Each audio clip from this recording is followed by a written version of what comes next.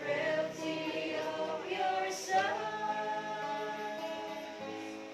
El Shaddai, El Shaddai, El Elyon Adonai.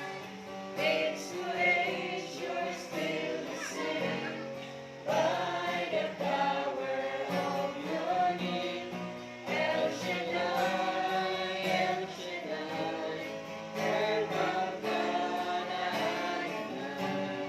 I will praise you till I die.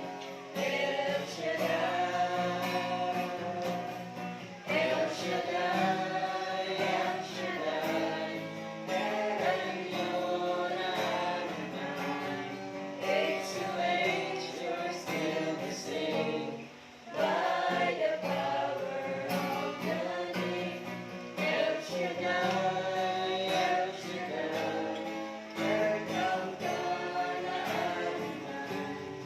I will praise you till I die. El Shaddai.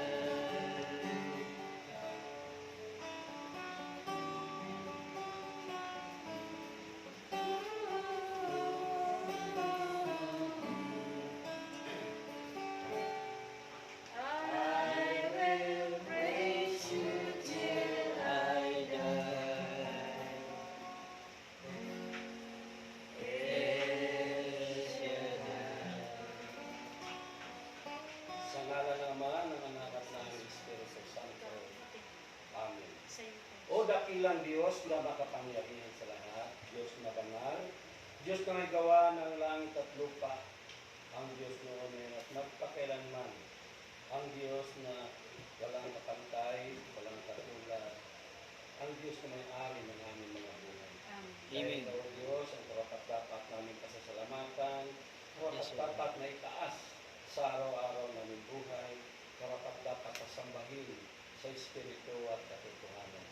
Maraming salamat po Diyos, minsan pa, sa araw na ito na kung saan muli mo kami pinagkalooban ng buhay, maging ang aming mga mahal sa buhay. Salamat po Diyos sa araw na ito na muli mong itinakda upang ikaw ay patuloy namin masamba sa tahanan ito ng pamilya Maglingkod. Salamat po Diyos dahil isa pong karangalan, isa pong malaking biyaya o pagpapala para sa aming buhay na kung saan kami ay patuloy na mag-aaral tungkol sa mabuting balita. Lobin mo Diyos ng aming isipan, maging bukas ang aming mga puso, na kung ano man ang aming mapakinggan, mensahe mo po para sa amin, ay matanggap namin ito ng buong puso, buong luwag, na matanggap namin ito ng positibo, at ito'y makita sa aming araw-araw na pamumuhay. Kaya Panginoon, maraming salamat at sa pangalan ni Jesus, inaangkin na namin na kami ay magtatagumpay dahil ikaw ang aming Diyos na patuloy namin pinangaligan, pinaniwalaan. Kaya maraming salamat sa pangalan ni Jesus, sa ngalan ng Ama, ng Anak at ng Espiritu Santo. Amen at amen. Palakpakan natin ang Panginoon. Purihin natin ang Diyos. Yung pagpupuri natin sa pamamagitan ng ating pagpapalakpak ay malulugod na ating Diyos. Sigurado ba kayong malulugod ng isang palakpak na ito?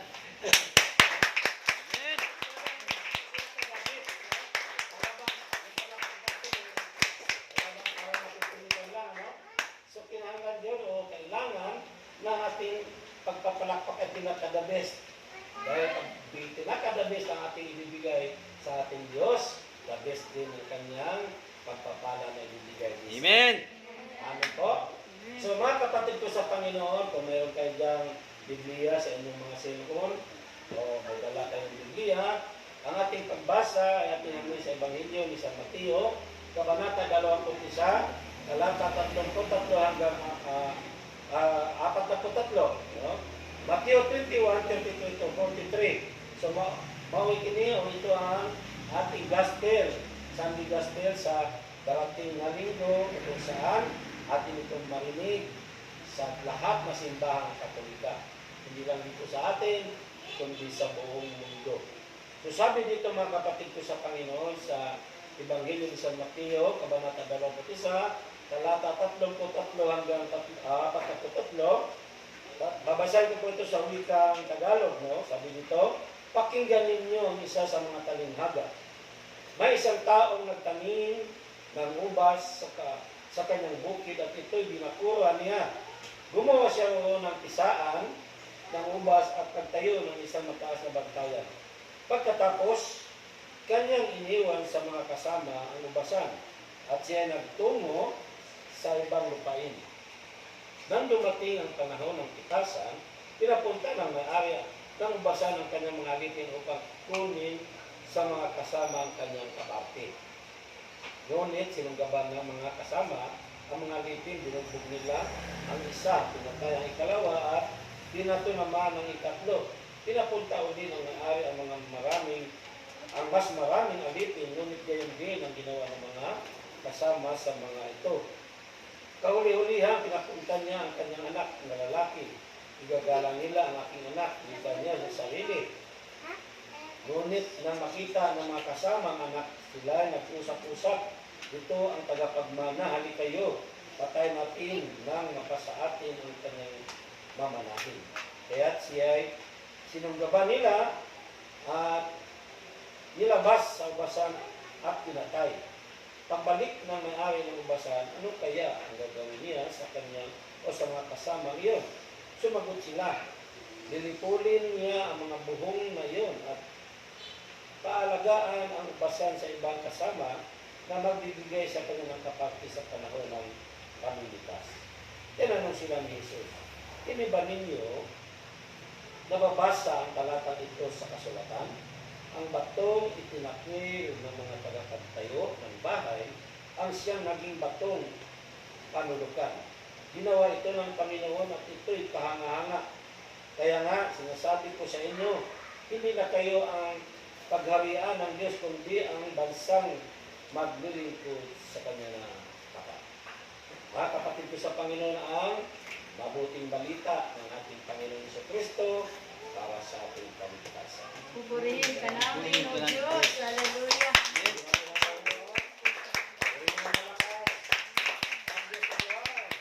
Amen. Praise the Lord. So, pwede na po kayong umupo sa biyaya ng Diyos. So, maraming salamat sa Diyos. Una-una, sa Diyos dahil nilog niyo na ako'y makapunta muli sa inyong lugar dito sa lugar ng ano ba ito? Kandusol.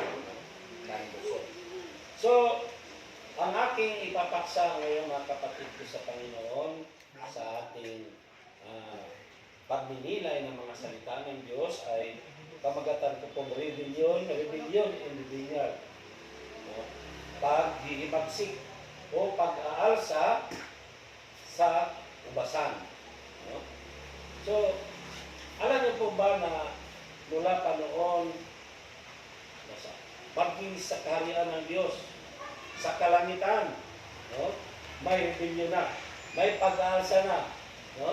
Makikita natin yan sa ang pag-aalsa na yan sa kung sino itong nag-aalsa o nag-rebellion sa kaharian ng langit, walang iba, ang anghel na tagapanguna ng Panginoong Diyos na magpupuri sa Kanya, nag-worship kumbaga sa choir, Ang walang iba yan ay kundi si Satanas, si Lucifer, na isang anghel na tagapanguna, worshiper ng ating Diyos sa kaharian ng langit. Subalit, siya ay nag-rebelde, naghihimagsik laban sa ating Diyos. Amen. Amen. At sa kasaysayan ng sangkatauhan, mga kapatid ko sa Panginoon, tayong mga tao ay maraming ginagawang pag-aaklas, pag-rebelde, laban sa gobyerno natin, at higit sa lahat, pag-aaklas o pag-rebelde laban sa Diyos. At ito'y pagtalikod sa Diyos. Amen po ba? Amen. At hanggang ngayon sa kasalukuyan, patuloy pa rin na ang tao ay nagre-rebelde. Nagre-rebelde laban sa Diyos. Tumatalikod sa Diyos. Amen po ba? Amen. Nire-reject ang Diyos sa kanilang buhay. So sa paano paraan mga kapatid ko sa Panginoon, ang pag-reveal na ginagawa ng tao, paano? Sa pamamagitan ng patuloy na pagbaliwala sa kanyang mga salita. Patuloy na paggawa ng labag sa kalooban ng Diyos. Walang iba yung patuloy na paggawa ng kasalanan. Amen? May mga tao pang naka-encounter. Diba? Ewan ko kung kayo naka-encounter o naka-encounter na kayo ng mga taong hirap na ang buhay. Hirap na sa kanilang buhay. Subalit sa sandali sabihin mo na sister o brother o kapatid o sino pa man, magsishare tayo ng salita ng Diyos, wala silang panahon. Ayaw maniwala. Ayaw makinig. Amen? Amen. Walang dating sa kanila ang salita ng Diyos. Wala na ang datong dahil naghihirap, wala pang dating. Salita ng Diyos. Ganda ng tao. Ayaw pa rin. Maraming taong ganon. Hirap na sa buhay. Pag inakay mo para sa gawain ng Diyos, umating sa gawain ng Diyos, wala. Hindi pinapansin. Nire-reject. Kaya isa po uri ng pag-rebelde yan. Amen po ba? So sa totoo lang po mga kapatid ko sa Panginoon, ganun din tayo. Ganun din tayo sa pagdating sa mga bagay. Ito, dahil marami din tayo mga ginagawang kapalpakan. Mga sablay pa rin tayo. Sablay pa rin tayo sa paningin ng Diyos. Amen. Kaya nga mga kapatid ko sa Panginoon, sa oras na ito, sa ating pagninilay, ay ating alamin. No? Ating alamin kung ano ang kadahilanan, kung bakit magiging katulad din tayo sa mga katiwalang ito na ipinakita sa ating gospel, sa ating pagbasa. No? Dahil nakikita natin dito na masasama ang mga katiwalang ito na ipinapakita sa gospel natin na dinaan sa pasumbingay o parabola. No? So ating titingnan, pag-aaralan kung ano ang kadahilanan, kung bakit may pagkakataon din tayo na ganito ang ating ginagawa, hindi tayo ang ating response, no? Ang ating response sa Diyos ay parang ganito ginagawa ng mga tao dito katiwala na pinagkatiwalaan sa ubasan. So ang tanong ko dito, mga kapatid ko sa Panginoon, mga kabataan na narito ngayon, paano nga ba ito nangyari? How does it happen? No? So yan ang katanungan ko. Una, mga kapatid ko sa Panginoon, it happened when we ignore God's position. No? Nangyayari ito kung ating baliwalain ang kinakatayuan o posisyon ng ating Diyos. Ang kanyang pwesto. Ito ang ginagawa ng mga Israelita sa bansang Israel, mga kapatid ko sa Panginoon. Binabaliwala nila kung ano ang posisyon ng Diyos. Binabaliwala nila ang posisyon ng Panginoong Jesucristo. Na kung ating itingnan, ito po ang inalarawan sa ating pagbasa. Binabaliwala nila ang may-ari ng ubasan. Ang posisyon ng may-ari ng ubasan. Anong ibig sabihin? Ang Diyos, ang may-ari ng buong daigdig, mga kapatid ko sa Panginoon. Siya ang may-ari ng lahat sa daigdig na ito. Amen? Amen. So ang buong daigdig ay paghahari ng ating Panginoon, Yahweh, na ating Panginoon. Amen? Awit 24:1, ang buong daigdig, lahat ng naroon, may-ari si Yahweh, ating Panginoon. Amen? So He is the owner of everything. Amen? Siya may-ari ng lahat. Kaya nga, kung atin itong baliwalain ang kanyang posisyon, ang kanyang pagmamay-ari, mangyayari din, ginagawa ng mga tao ipinakita sa Ebanghelyo, ay mangyayari din sa atin na atin din itong gagawin. Amin po ba? Ano ba ang kalagayan ng Diyos sa ating buhay? Tatanungin ko po kayo ngayon. Sa inyong buhay, kahit kayo mga kabataan pa, No? Ano ba ang katayuan o kalagayan ng Diyos sa inyong buhay? Siya ba talaga ang una sa inyo? Siya ba talaga ang una sa ating buhay? Ang Diyos ba talaga ang Panginoong Hesus ba? Amen. So anong ibig kong sabihin mga kapatid ko sa Panginoong Hesus Kristo? Dapat nating maunawaan na siya ang ating boss. Siya ating boss. Amen? We have to understand that He is the boss. Si Tatay ang boss ng tahanan dito. Amen. Amen? Sino ba ang ating boss sa tahanan? Mga kabataan dito ngayon sa Kanluson. Tatay. Ang tanong ko, sino ba ang boss sa inyong tahanan? Tatay. At kung ating unawain, no? Kung ating unawain, kung sino ang boss sa inyong tahanan, anong ibig kong sabihin? Ha? Hindi nyo babaliwalain ang kanyang mga inuutos, ang kanyang mga salita, ang kanyang mga sinasabi. Kung kinikilala mo, kung hindi mo ini-ignore ang katayuan o kalagayan ng iyong tatay o nanay, dahil yan ang mga boss natin sa ating tahanan. Amen? Kung ating naunawaan, ano yung ibig sabihin? Hindi tayo gagawa ng mga bagay na laban sa ating mga magulang. Hello? Amen. Mga kabataan. Kung kinikilala ninyo, kung giilan ninyo ang pagkabos ng inyong mga magulang, hindi nyo lalabagin ang kanyang mga utos sa inyo. Amen. Yung mga panukala nila para sa inyong buhay. Amen po ba? Amen. Kung ating naunawaan yun. Pero kung hindi natin maunawaan, ito nga mangyayari. Ini-ignore natin sila kung ano ang kanilang kinalalagyan, ano ba ang kanilang sila, hindi natin naintindihan na sila pala ang mga boss natin. Katulad ng ginawa ng mga katiwala sa ubasan. Amen po ba? Amen. Anong nangyari? Ay, hindi nila pinapansin ang may-ari ng ubasan. Ini-ignore nila kung sino itong tao ito. Hindi nila pinaliwanag ng pagka-may-ari ng tao ito. Amen? May isang istorya o kwento. May isang batang-batang salesman. Alam ko kung marinig nyo na ito. May isang batang-bata siyang salesman. At ang kanyang tinitinda ay vacuum cleaner. So, dumating siya sa isang batang ganito, malaking bahay.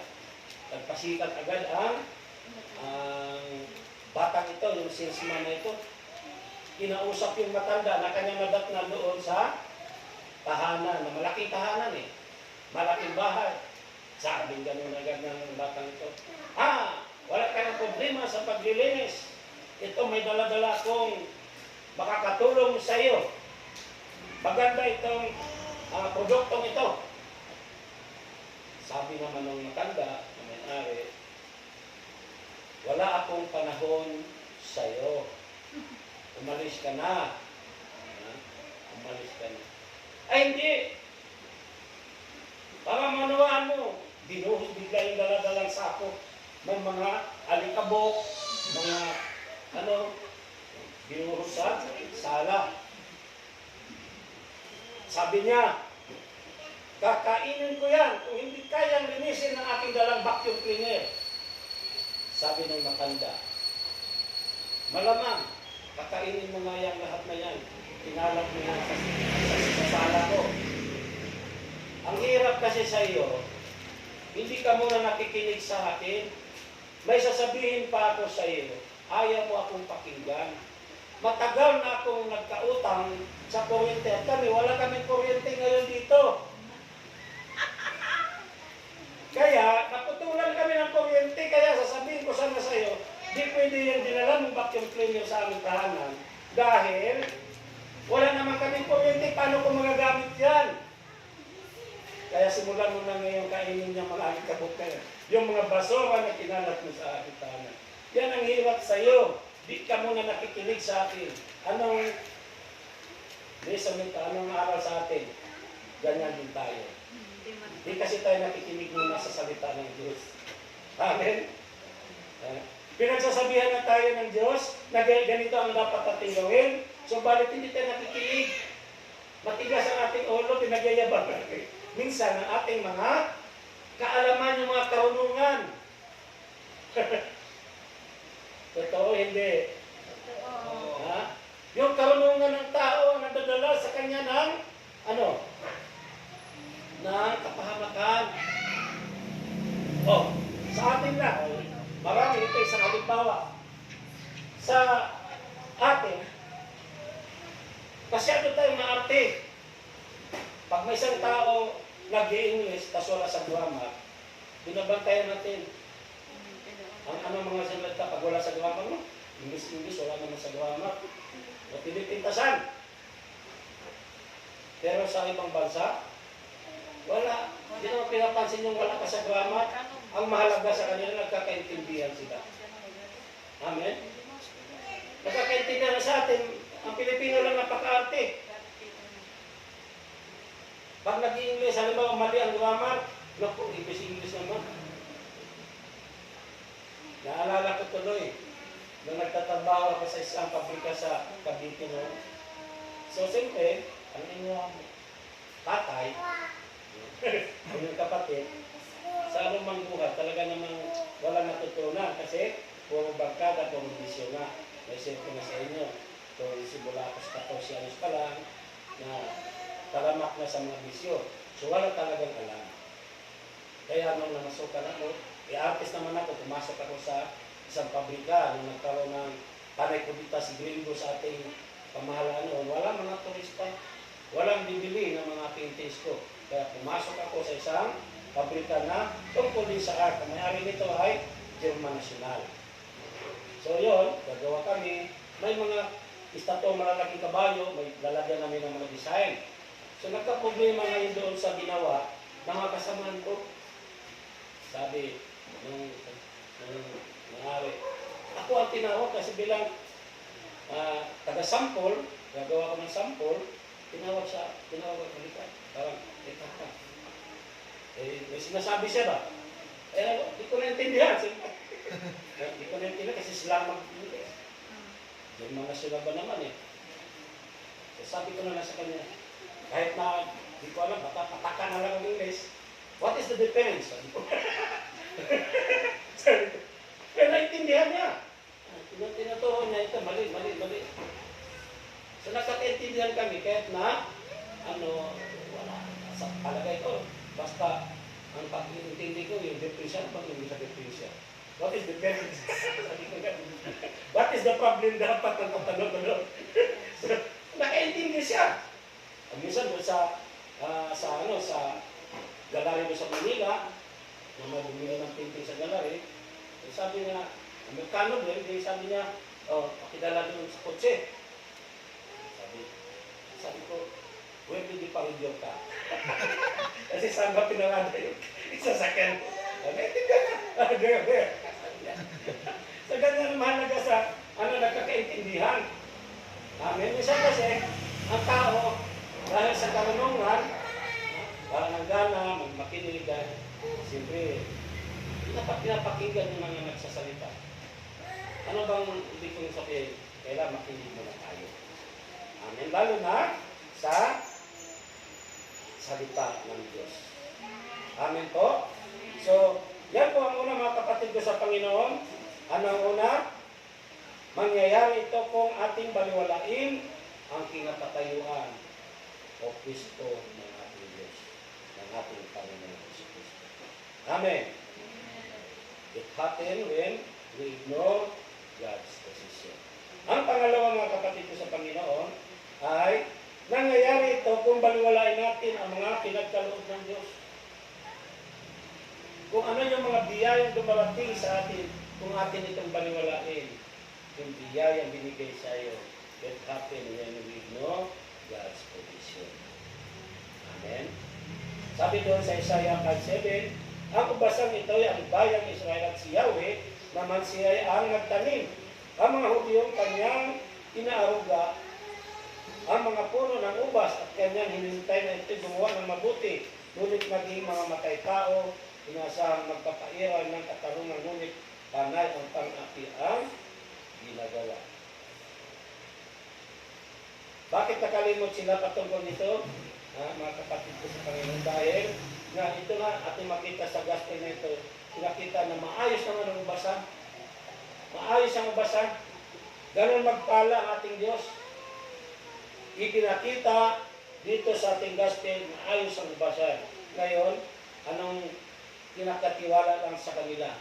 Pinapamahala lang sila. Amin po ba? Ipinakita dito na kumpleto ang lahat. May mga isaan ng ubas.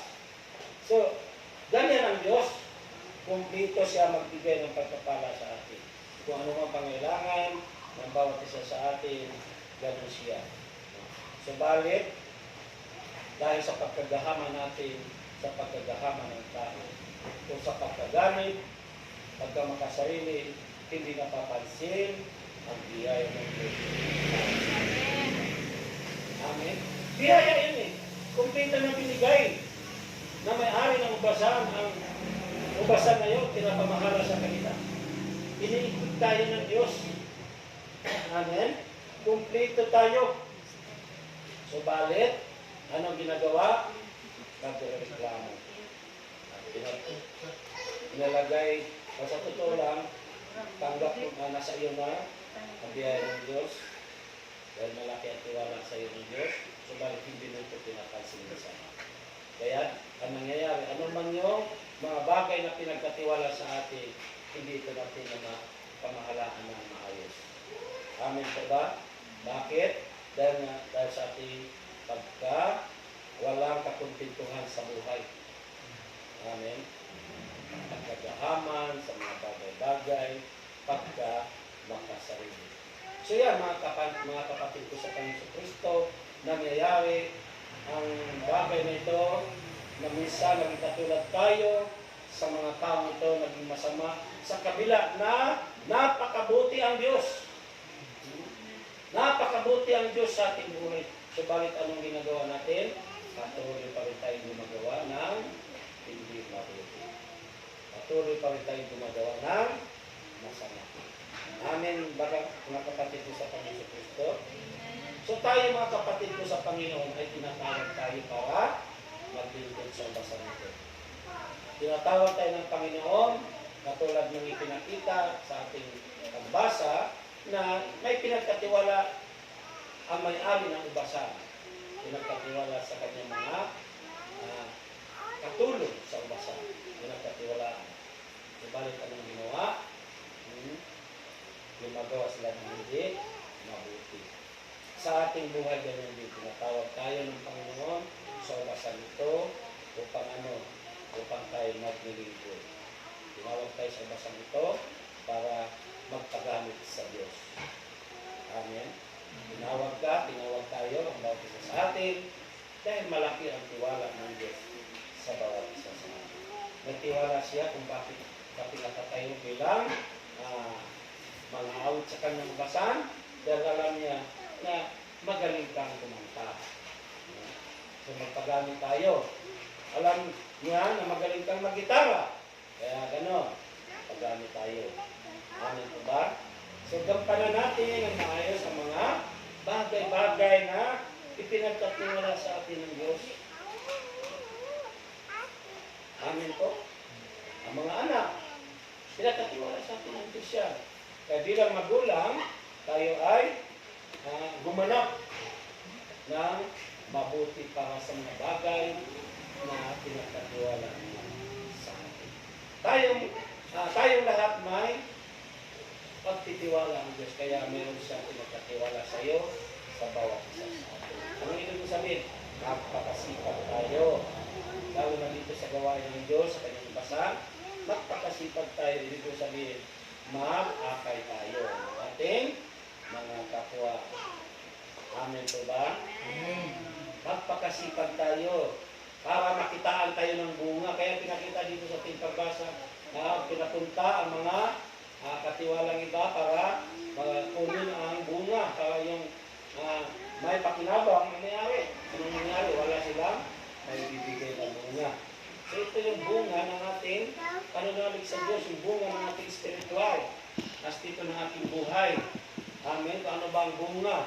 Ano ba ang kalagayan natin sa ating buhay spiritual?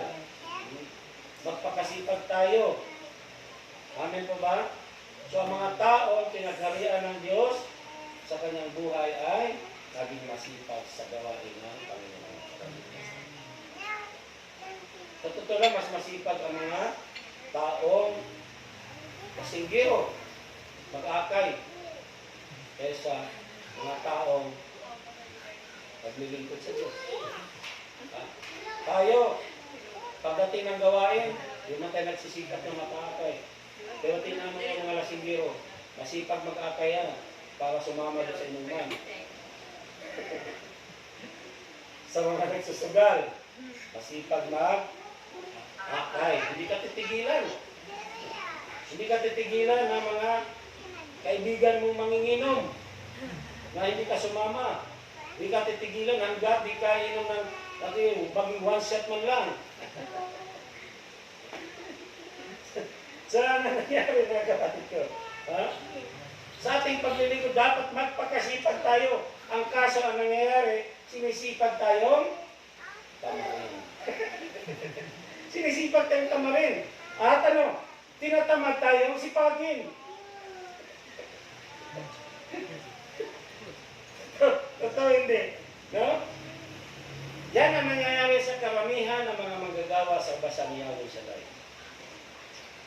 Hiramin ko itong salitang ito dahil ito narinig ko lang din sa aking kapwa, mga ngaral. No? Na sinisipag tayong tamarin at tinatamad tayo sipagin. Kaya pag ganun ang ugali natin, parang ganun tayo doon sa mga taong pinagkatiwalaan na may-ari ng ibasa. Amen po ba? So, ulitin ko, magpakasipag tayo, dapat pagawin natin ang Diyos sa ating buhay.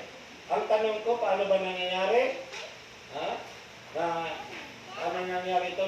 Minsan naging katulad tayo sa mga taong ipinakita sa ating pagbasa sa gospel.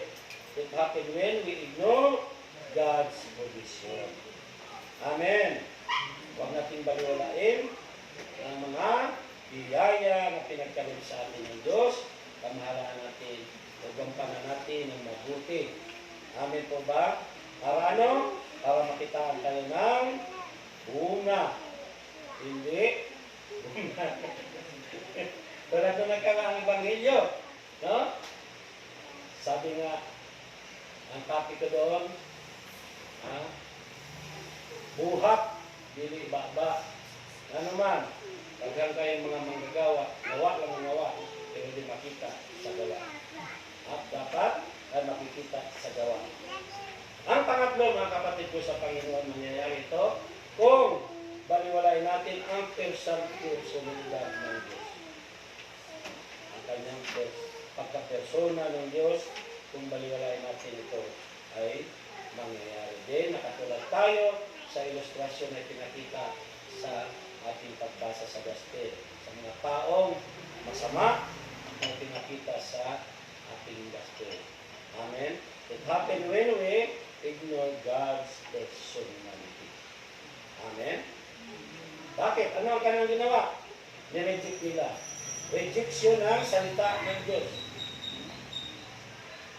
Nireject nila ang una, anong ginawa nila? Binugbog nila. Binato. No? Ito po yung paglalarawan doon sa mga propeta noon ni Yahweh na ipinadala ng Diyos upang mangaral ng salita ng Diyos. Subalit hindi nila tinanggap ang mga propeta nito. Kaya may pinatay, may pinagbabato. Kaya anong ginawa? Rejection. No? Rejection ang salita ng Diyos. Ngayon, pinadala ang anak. Pinadala ang anak. Yan natin makikita kung gaano kapuno-puno ng pag-ibig ang Diyos sa bawat tao. Amen? Amen. Punong-puno siya ng pag-ibig, kaya pinadala niya ang kanyang anak. Subalit ano din ang ginawa? Pinatay. Direject. Pinatay. Dito, pinakita na ng ilustrasyon o pinakita na ng Panginoon Jesucristo ang mangyayari sa kanya. Ito darating, ito ang mangyayari sa kanyang buhay. Na nire-reject ang kanyang mga salita, pinapakinggan, at pinapatay. Ano ang dapat natin gawin? Mga kapatid ko sa Panginoon, dahil kahit na mahal tayo ng Diyos, marunong pa rin siya magparusa. Amen? Kahit na mahal ka ng Diyos, marunong pa rin siya magparusa. Katulad ng mga magulang natin, kahit na mahal tayo ng Diyos, anong mga magulang natin, pinaparusahan din tayo ng ating mga magulang. Amen? So, mga magulang natin, kapag nagkakamali tayo, matigas ang ating mga ulo, pinaparusahan tayo. Nilalatigo tayo. Naalala ko mga ako, nag-aaral ako ng grade 2. Sabi ng aking nanay, kayong dalawa, aking kuya, kayong dalawa, kamong duha, paghuman sa eskwela, pagkatapos ng pag-aaral, hindi ko na Tagalog ko kasi may focus ako sa YouTube nyo, yung aking pinusapan nyo. So sabi ng nanay ko, tatay ko, pagkatapos ng pag-aaral, umuwi agad. Kaso, nadala sa barkada ng kabataan, nagdua-dua pa. Hulin, gastiko, sus. Juling finish, ano ba? Sus, alas 6 naman. Alas 4 ang dibuhian ng eskwela, nagdua-dua dito sa eskwelahan, mamatik di ang oras, di napansin ang oras.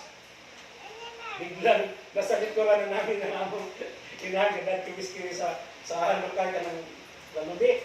Sus, naupos ko sa among mga katiis. Naupos ang kiwis-kiwis. Yung sa lubi, sa niyog. Yung yung tawag ito, ting-ting.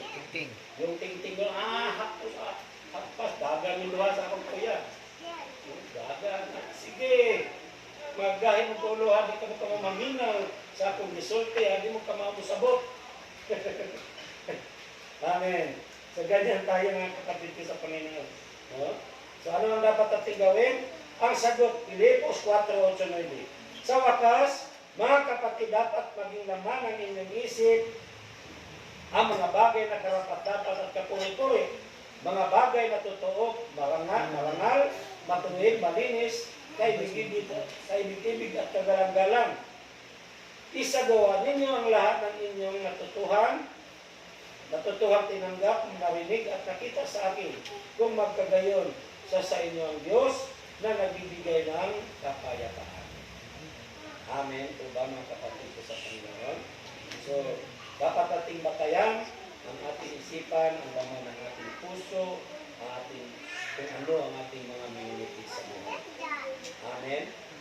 Ano ba ang laman ng inyong puso? Ano ba ang laman ng ating puso? Ano ba ang laman ng inyong mga puso ngayon? Ano ba ang inyong mga minimitis? Amen? Anong ibig ko sabihin mga kapatid ko sa Panginoon?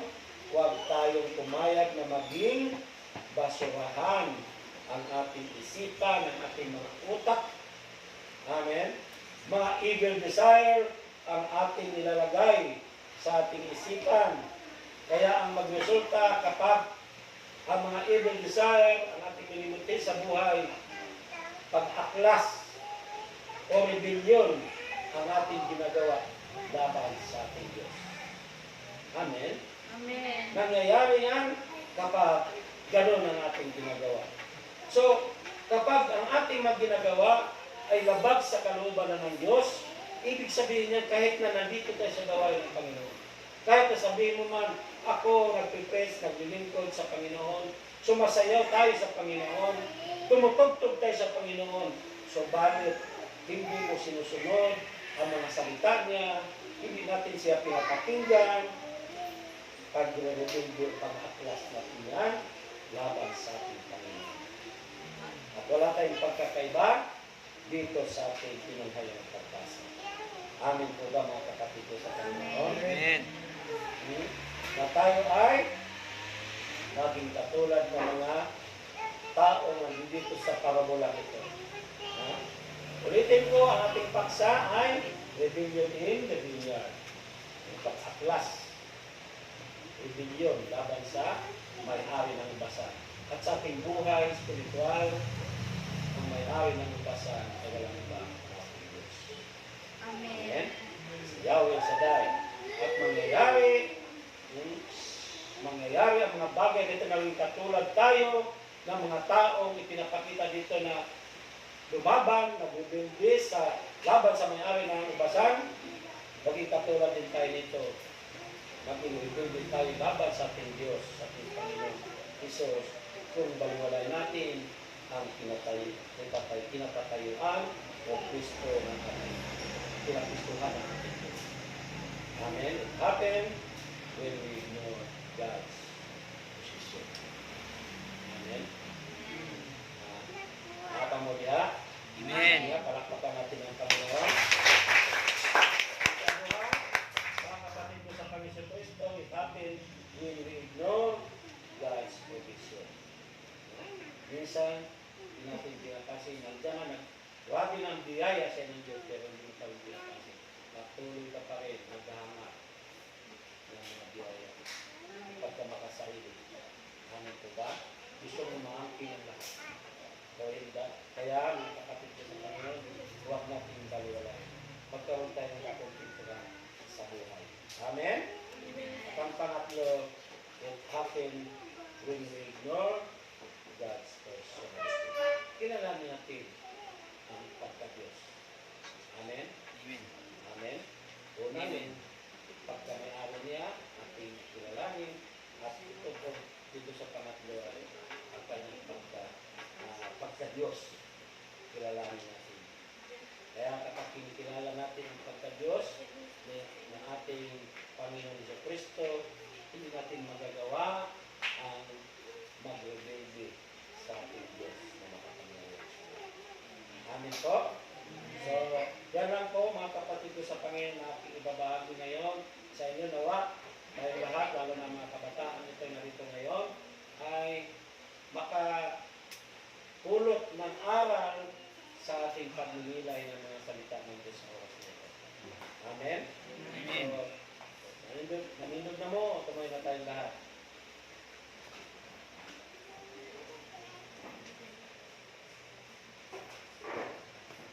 So, ulitin ko mga kapatid ko sa Panginoon.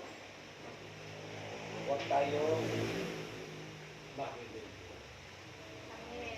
Huwag tayo mag-rebelde laban sa ating Diyos, sa ating Panginoon. Huwag tayo nag-rebelde laban sa ating mga magulang, pag-rebelde na rin natin yan sa ating Panginoon Jesus. Kaya ang ating gagawin ngayon, hingin natin sa Panginoon upang magawa natin, hindi natin magawa ang katulad ng ginawa ng mga tao na ipinakita sa ating pagbasa ngayon. Hingin natin sa Diyos, ang Diyos na mabuti sa ating buhay, ang isang pusong malinis, pusong dalisay. Sabihin natin sa Panginoon, pusong dalisay. Pusong dalisay. Panginoon.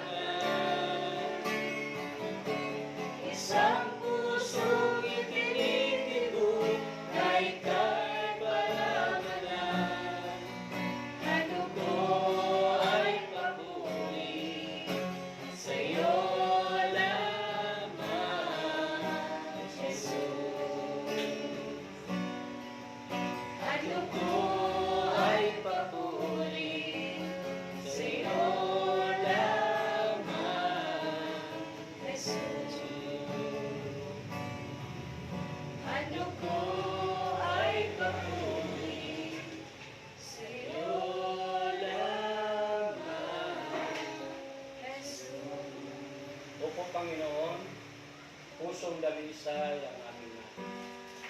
Lobin mo, Diyos, na magkaroon kami ng pusong dalisay upang walang matitirang basura sa bawat isa sa amin. Walang matitirang mga bagay sa aming puso na kung saan magdulot ito ng hindi mabuti para sa aming kaluluwa. Lobin mo, Diyos, na kami ay manatili magkaroon ng pusong dalisay upang maganap sa aming buhay na makasunod kami sa iyong mga salita, sa iyong mga utos, na maganap sa aming buhay kung ano ang iyong kalooban. Na hindi kami makatulad ng mga taong ipinakita sa Ebanghelyo na kung saan sa kabila ng kabutihang ginawa ng may-ari ng ubasan, walang iba, ang Diyos ay kasamaan pa rin ang kanilang inigigan. Kaya Panginoon, kami ngayon na narito, patuloy kami nagkakaisa tumutulog sa iyo na kami ay lubusang linisin ang aming puso at aming isipan na kami ay maging karapat-dapat sa iyo, Panginoon. At Lord, pagpalain mo ang aking mga kapatid, lalo na o Diyos, ang tahanan ito ng maglinti pamilya. Tubig mo, Diyos, na sila'y patuloy na pagpalain. Ikaw po ang magpala sa bawat isa. Pagpalain mo na una, o Diyos, ang kanilang kalusugan, Amen. ang kanilang pangangailangan sa buhay, ang kanilang negosyo, ang kanilang mga pinagkikitaan, o Diyos, mga trabaho. Tubig mo, o Diyos, ikaw ang magpala at mag-ingat sa kanilang mga buhay. Tubig mo, o Diyos, na abutin ang iyong pagpapala ang aming kapatid, si Limay Maglinti, na kung saan naroon sa lugar ng London. Pagpala mo, Diyos, ang aming kapatid na ito. Ingatan mo po siya, patuloy mo po siyang proteksyonan, balutin ang iyong kapangyarihang banal na dugo upang hindi siya mapinsala ng anumang gawa ng tao. Patuloy mo siyang pagpala mo, Diyos, pasaganayin ang kanyang buhay at ang kanyang mga mahal sa buhay, lalo na narito sa lugar ng Bohol o sa amang lugar ng Pilipinas. Lord, pagpalaan mo rin ang buhay ni Sister Mira Bitang na nasa bansang Brazil. Ikaw po ang magpala sa kanyang buhay, sa kanyang mga mahal sa buhay. Ito na rito na iwan sa lugar ng Bohol o sa maging isang lugar na ng bansang Pilipinas. Patuloy mo po silang pagpalaan, Panginoon, ang kanilang mga pisikal na katawan, patuloy na idaloy sa kanilang magandang kalusugan. At kung mayroong mang may sakit at karamdaman, dalangin ko, Diyos, na sila po ay pagalingin mo na, makalaya na sa pagkalipin ng sakit at karamdaman. Sa pangalan ni Jesus. At sino mang makapanood ng video ito sa FB man o sa YouTube, binangkin ko, Panginoon, sa oras na ito, na sila po ay answered prayer na, sila ay magaling na sa kanilang mga sakit at karamdaman. Sila ay pinagpala mo na sa lahat ng aspito ng kanilang buhay. At ganoon din, O Diyos, dalangin ko ang mga kabataan na rito ngayon. Ikaw po patuloy na magpala sa kanilang buhay. Ingatan mo po sila, O Diyos, na hindi sila mapawalay pa sa Panginoon. Ingatan mo po ang kanilang mga buhay, ang kanilang mga masa buhay, ang kanilang pag-aaral, O Diyos. Patuloy po silang gabayan sa kanilang pag-aaral, kung ano man ang kanilang miniliti sa buhay. Lord mo, O Diyos, na ito kanilang makamtan. At ganoon din, O Diyos, si Sister Yuli, si Brother Erwin, si Brother Archie Capuente, Lord mo, O Diyos, na pagpalaan mo po ang buhay ni Sister Yuli, kasama ang kanyang buong pamilya, ang kanyang brother Amen. husband. Yes, O Lord. Ikaw po magpala ng kanyang brother husband, O Diyos, na sa kanyang pagtatrabaho, at pagkaroon sa kanila, ang magandang kalusugan. Amen. Pagpalain ang kanilang mga mahal sa buhay. Amen. Si Brother Erwin, ang kanyang pagdahon sa kanyang lahat, ikaw po magpala, patuloy mo yung pagkaroon sa kanya. Ang kalakasan pisikal, O Diyos. At Amen. makapagtanin siya sa kanilang umahan, O Diyos. Ano man ang kanyang itatanim, ikaw po magpala. At ano man ang kanyang halaga, ang mga hayop, ikaw rin po magpala. At ano man ang mga trabaho ng kanyang mga sa buhay, ikaw rin po ang magpala. Ganun din si Brother Archie Capuente, kapwa ko talakaya ng ito. Salamat po sa buhay ng aking kapatid na ito. Ang Panginoon ang nagpagamit sa iyo sa basa nito. Patuloy mo iikot, Panginoon, ang aking kapatid na ito.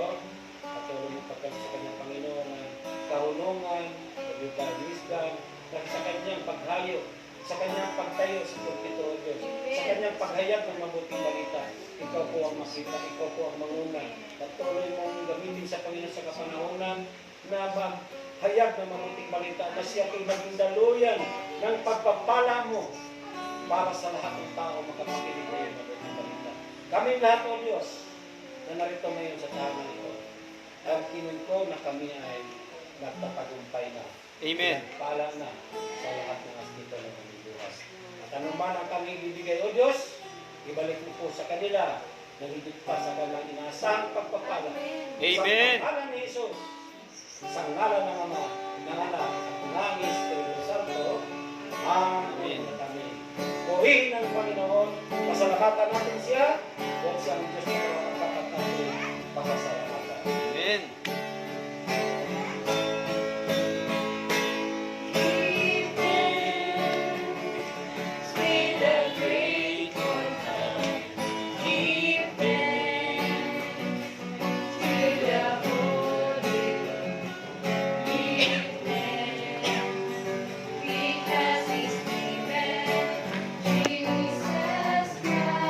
Salamat po sa Diyos at salamat sa inyong lahat na tutunghay nito, manonood nito. Tayong lahat sa pangalan ni Jesus, dinideklara ko na tayong lahat ay pinagpala ng Diyos. Bye-bye!